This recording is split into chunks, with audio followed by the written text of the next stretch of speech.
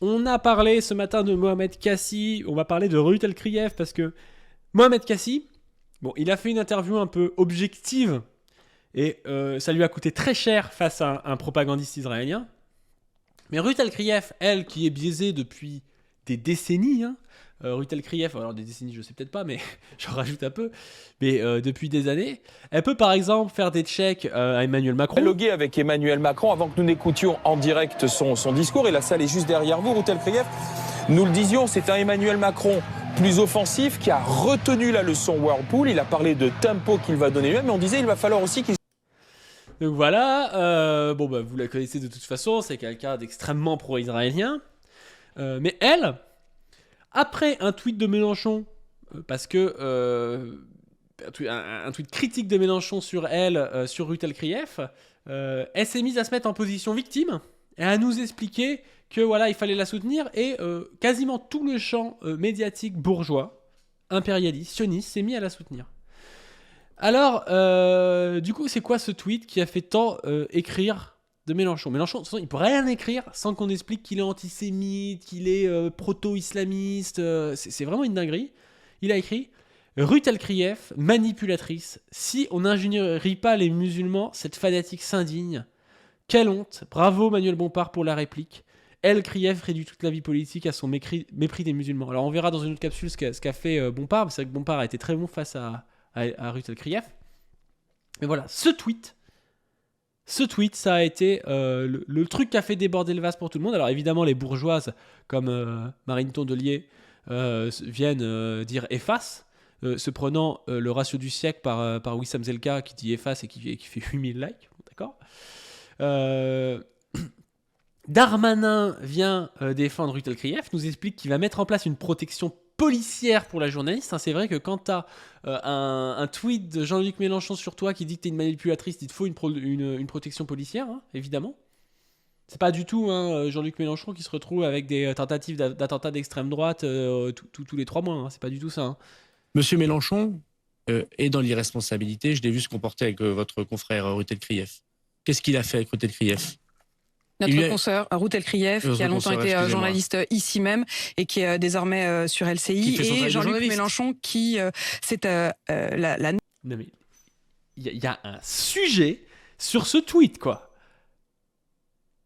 Il n'y a rien, le tweet, c'est Ruth El-Kriev, manipulatrice, si on n'injurie pas les musulmans, cette fanatique s'indigne.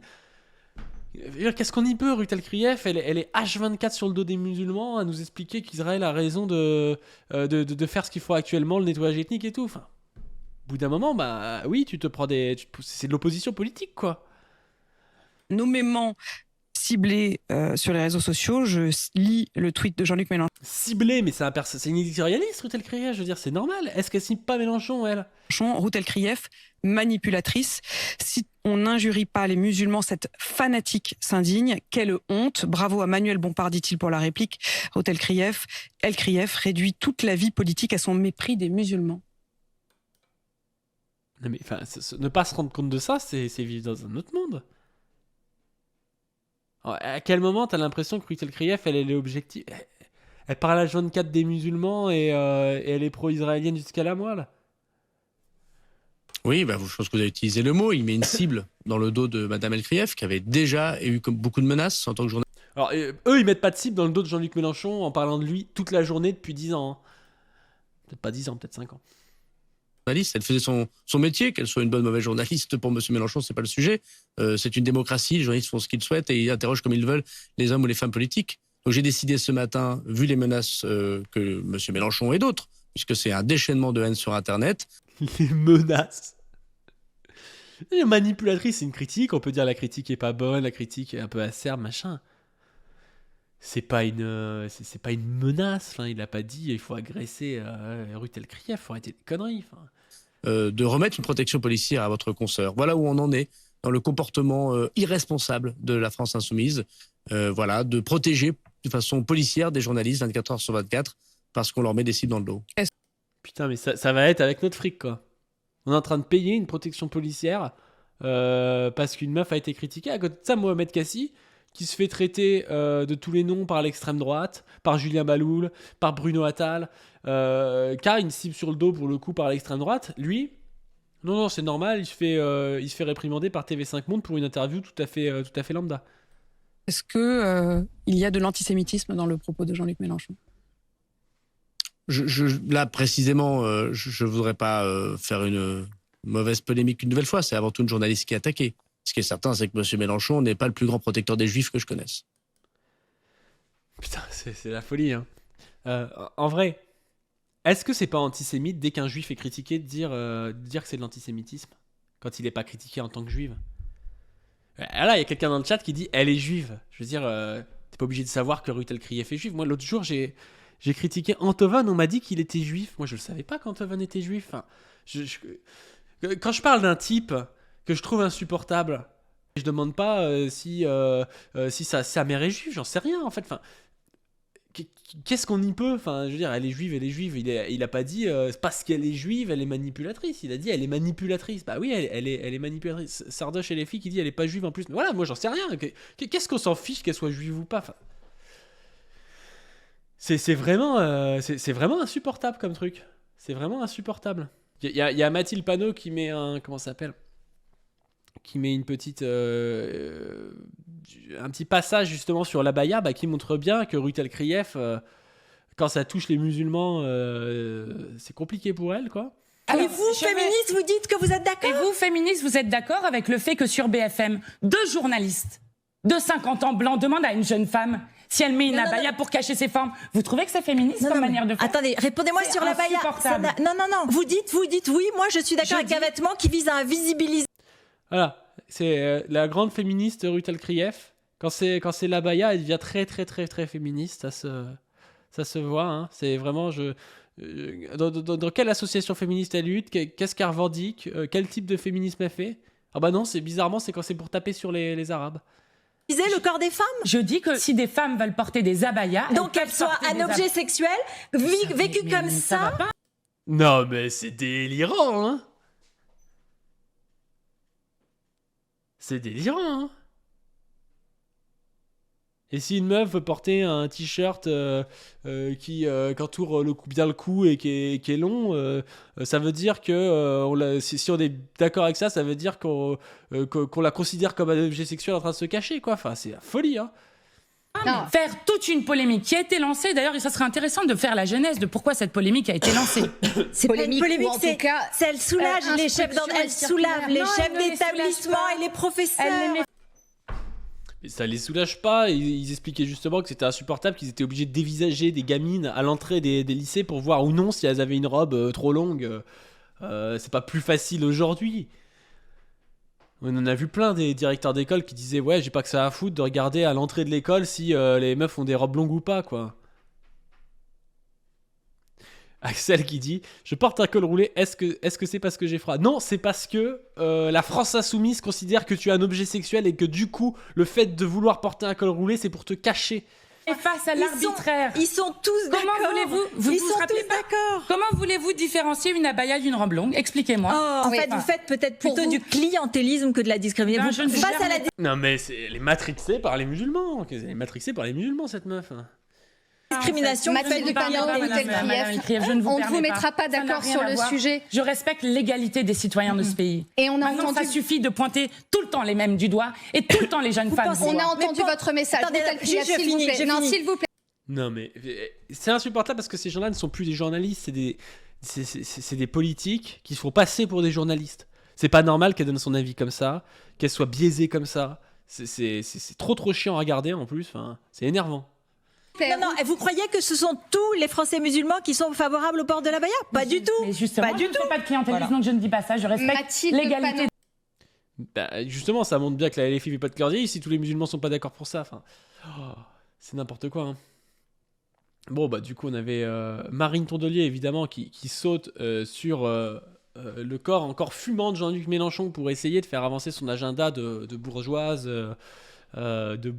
impérialiste qui avait abandonné Médine, on s'en souvient, hein, qui n'a jamais eu une position courageuse en fait sur les questions de racisme, sur le soutien à la Palestine. Hein, on se souvient aussi de la position des LFI au début du conflit israélo-palestinien.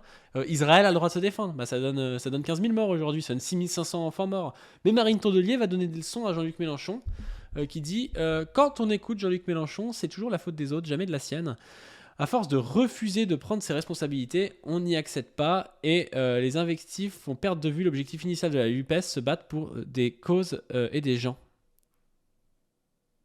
Je vais vous raconter une anecdote intéressante. Hier, j'ai eu un échange avec Cyrielle Châtelain, la présidente du groupe écologiste à l'Assemblée nationale, qui m'a dit « Marine, est-ce que tu sais de quoi il parle ?»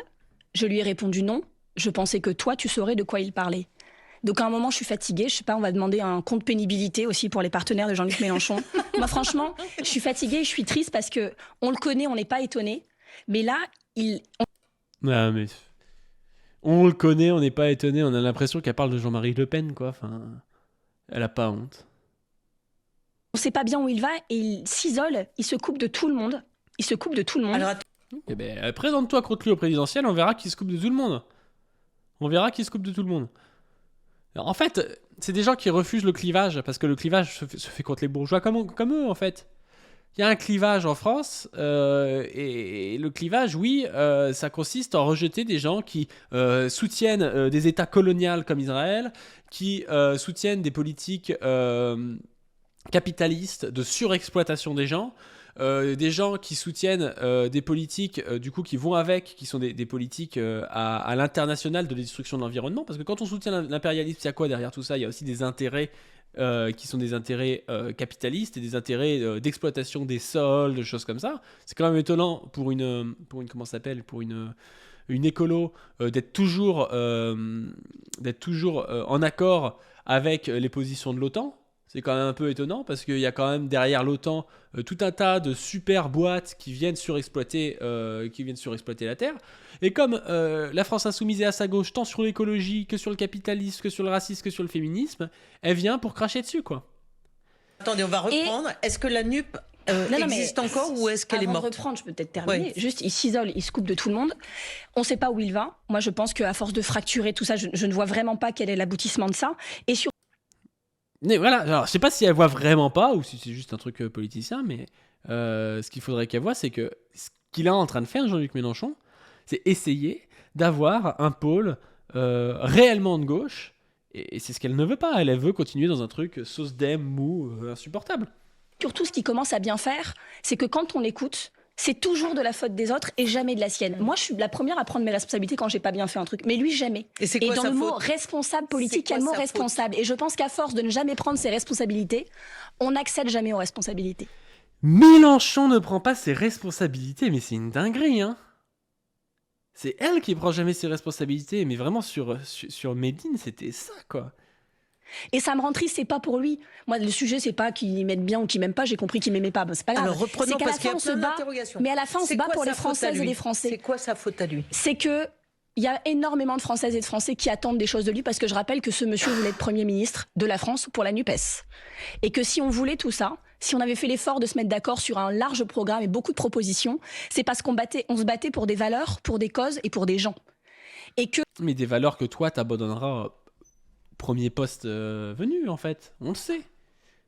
C'est-à-dire, fais pas comme si t'étais une militante qui n'était pas une girouette et qui allait pas essayer de faire une espèce de consensus de centre-gauche foireux pour faire ce que fait le PS depuis des années. Puis en faisant une piste cyclable en plus et puis du bouti thérapie. Que depuis des mois où moi je les vois s'écharper, je ne rentre jamais dans le débat sur Twitter entre l'un qui répond à l'autre, qui recritique l'autre, je n'en peux plus. Et on perd ça, c'est surtout entre Mélenchon et Olivier Faure. On perd de vue les personnes pour lesquelles on se bat, pour Fabrice de Saint-Omer, pour les gens qui travaillent dans le service public, pour les gens qui auraient besoin de service public. Tout ça disparaît, est invisibilisé par le bruit et la fureur, parce qu'on ne commande jamais le fond, mais le bruit et la fureur. Non, mais c'est insupportable. Elle va nous faire croire que cette meuf c'est Olivier Matteux et qu'elle se bat pour le gars qui est postier dans un petit village. Arrêtez ça, quoi. Invective, la forme et qui va tacler dans sa prochaine interview. Et moi, j'ai pas fait de la politique pour ça. Donc pour la gauche, il faut que Jean-Luc Mélenchon se retire, ce serait mieux pour vous? Mais moi, je ne demande pas qu'il se retire, il y a de la place pour tout le monde. Juste qu'il soit à la hauteur des fonctions auxquelles il prétendait accéder. Ça reste un atout ou c'est un boulet pour la gauche? À votre avis? Si elle le pense sincèrement, cette meuf est matrixée. Hein. Cette meuf est matrixée. Hein. 4,63%. Non mais c'est ça, enfin... Je veux dire... Jean-Luc Mélenchon se retire, je sais pas si je me lève le matin pour aller voter ELV au présidentiel, hein, je pense pas. Hein. Bon, si Jean-Luc Mélenchon se retire et qu'il reste le PCF, je voterai sur PCF ou alors un parti de gauche plus radical, genre NPA ou LO. On enlève tout ça. Est-ce que vous allez vraiment vous lever le matin pour aller voter pour cette meuf ? Sincèrement, ça donne pas envie. Hein. Puis en plus, vous voulez que je l'invective et moi, je ne ferai pas ça. Et c'est la vous qui avez NUPES prononcé le mot, existe mais... encore ou elle n'existe plus ? Il vient de la dissoudre, là, on n'a pas compris. Écoutez, moi, j'en sais. Il a rien dissous du tout, c'est Roussel qui a dissous la NUPES, enfin qui a dit qu'il se barrait, il a dit 12 000 fois depuis 6 mois. C'est rien, c'est pas mon sujet. Moi, je parle depuis des mois d'Union des écologistes et de la gauche, et ça, j'ai une bonne nouvelle, ça existe encore. On y travaille. Avec Bernard Cazeneuve et Fabien Roussel, on sait, on connaît le truc. Oui, tu peux nous mettre Kluxmann en plus, tu pourrais recycler Manuel Valls si tu veux. Pas sur Twitter en direct, pas comme si c'était une émission de télé-réalité. On y travaille sérieusement en ce moment avec celles et ceux qui ont envie de travailler sérieusement. C'est le signe qu'il y a des dialogues. Et heureusement, ça n'est pas le seul avec lequel on est capable de faire ça, parce qu'à la France Insoumise, je pense que, y compris là, Jean-Luc Mélenchon est de plus en plus isolé. Moi, Marine Tondelier n'aime pas Jean-Luc Mélenchon et c'est pas grave. Mais non, mais qu'elle n'aime pas Jean-Luc Mélenchon, je m'en tape. Mais encore une fois, moi, si Roussel il critiquait Jean-Luc Mélenchon par sa gauche, j'aimerais bien. Moi, je suis pas mélenchoniste, je suis pas à la France Insoumise. Mais il faut avouer que c'est un des seuls mecs qui est à peu près cohérent au niveau de la gauche, dans le camp social, dans le camp antiraciste, dans le camp féministe. Il a quasiment tout le temps des positions qui sont très correctes, même si des fois, je sais pas, par exemple, quand il dit les 2 États, moi je suis pas d'accord avec ça, mais bon, d'accord. Il prend des positions qui sont des positions traditionnelles de la gauche, enfin, voilà. Elle, c'est une critique de droite en fait. Elle fait une critique, elle dit ah non, mais en fait, il fait peur, Jean-Luc Mélenchon. Il clive avec des bourgeois. Ben oui, il clive avec des bourgeois. Qu'est-ce que tu veux qu'il fasse ? Tu veux que Jean-Luc Mélenchon il suce le porte-parole de l'armée israélienne et que ce soit moins clivant ? Enfin, c'est ridicule. Responsable de la France Insoumise de Lille, celui qui était tête de liste pour eux, qui était tête de liste aussi donc au municipal à Lille, au régional pour le Nord, vient de quitter la France Insoumise. Il était là au début. À la fondation. C'est un gars remarquable, Julien Poix, que j'ai vu semaine après semaine me faire... Et là, il est parti. Personne ne le connaît, ce pélo. Il peut quitter la France Insoumise, d'accord. Mais ça veut dire quoi, ça ? Dans ton parti aussi, il y a des gens qui quittent le parti. Ça veut pas dire que... C'est pas un argument. Et donc... Et en plus, moi, vous savez que je suis critique envers l'aspect non démocratique dans la FI. Le fait que ce soit pas un parti... que ce soit une espèce de start-up très verticale, c'est un des intérêts, mais ça a énormément d'inconvénients aussi, et ça empêche, je pense, de voir plus loin. Mais nous sortir qu'un mec random que personne ne connaît à quitter, c'est pas un argument, enfin. Je pense qu'il faut donner un espoir, c'est ça la priorité qu'on doit aux Français, leur montrer qu'il y a un débouché possible. Évidemment que l'espoir, là, Mais qui propose un débouché ? Pour moi, le débouché qu'on a pu toucher un peu, c'est l'avenir en commun, quand même. C'est ça, le débouché possible. Le débouché possible, c'est quoi, eux, leur débouché ? Marine Tondelier au pouvoir, c'est quoi ? C'est rien, en fait. C'est rien du tout. Il n'y a pas un débouché possible. Ils se voient pas bien, je suis d'accord avec vous. Alors, mais sachez qu'on y travaille avec celles et ceux qui en ont envie, qui sont sérieux, à un projet, à un candidat unique, à une manière consensuelle de le désigner, et que ça commence maintenant avec celles et ceux qui ont envie. Et puis ceux qui n'ont pas envie tout de suite, peut-être ils viendront plus tard. Alors là... Putain... Quel enfer, quoi. Quel enfer. Pour revenir sur Rutel Krief, il y avait un passage intéressant, c'était quand elle critiquait De Villepin aussi, parce qu'on avait vu que De Villepin, il était un peu basé sur le conflit israélo-palestinien, parce que je pense qu'il est plutôt objectif et qu'il voit bien le nettoyage ethnique en cours. Merci Von Villeval pour ton amendement. Et elle disait... l'idée qu'il pourrait y avoir une censure en France qui pourrait être installée par les dirigeants des médias est un discours complotiste qui dérape et ne devrait pas être tenu par une personnalité de son rang. Voilà, l'idée qu'il pourrait en France y avoir une censure et que les médias soient un petit peu partiaux, c'est vraiment un discours complotiste. Il n'y a pas du tout 9 milliardaires qui ont quasiment tous les médias et puis qui font qu'il y a des lignes qu'on ne peut pas tenir en France. Non, les médias en France sont objectifs. C'est l'idée qu'il pourrait y avoir une censure en France qui serait installée par les dirigeants des médias est un discours complotiste qui dérape et qui ne devrait pas être tenu par une personnalité de son rang. Le seul... Et c'est justement parce qu'il est de son rang qu'il a une dignité à arriver à dire ouais, non mais là ça va trop loin, il y a un risque de génocide en Palestine. C'est justement parce qu'il est de son rang qu'il peut faire ça. Le problème, c'est le « il » qui sous-entend « les juifs tiennent tout ». Voilà. Et qu'il n'arrive pas à s'expliquer et qui reste dans le « il » mystérieux en disant « oui, les soutiens d'Israël ». Voilà. Ça reprend... Non mais, vous avez vu, il avait dit la domination financière. Il avait dit ça, il n'avait pas dit les juifs tiennent nous. C'est délirant. Quand on critique Ruth Krief, on nous dit qu'on la critique parce qu'elle est juive. Quand on critique la domination financière, on nous dit vous critiquez la domination financière parce que vous critiquez les juifs. C'est eux qui sont antisémites. Je veux dire, on peut critiquer la domination financière. Marx l'a fait, jusqu'à preuve du contraire, il n'est pas antisémite. Tous les marxistes le font, ils sont pas antisémites. Quand on critique Ruth Krief, on la critique en tant que chienne de garde, pas parce qu'elle est juive ou non. C'est pas ça le truc. Les antiennes antisémites. Ce qui est intéressant, c'est qu'il n'a pas avalé son chapeau. Il n'est pas venu chez Darius Rochebin pour dire écoutez, on m'a pas tout à fait compris. Il a maintenu en fait le fond de ce qu'il pense. Oui, parce qu'en fait, vous l'avez pas compris, vous le diffamez. H24, il va pas venir se soumettre en disant ah bah non, je suis pas antisémite. C'était évident que c'était pas antisémite ce qu'il a dit. Bon, bref, comme d'habitude, petite pub pour le Tipeee. Pour pouvoir acheter du matos, il faudra un deuxième chargeur d'ailleurs, parce que ma lumière qui me remplit un peu le visage s'est éteinte, donc du coup c'est un peu tristouné là. Mais bon, voilà. Allez voir aussi sur la chaîne principale les vidéos qui sont sorties dimanche et dimanche dernier, elles n'ont pas énormément de vues, alors qu'elles sont vraiment bien sur le conflit à Gaza. Et je vous dis à la prochaine.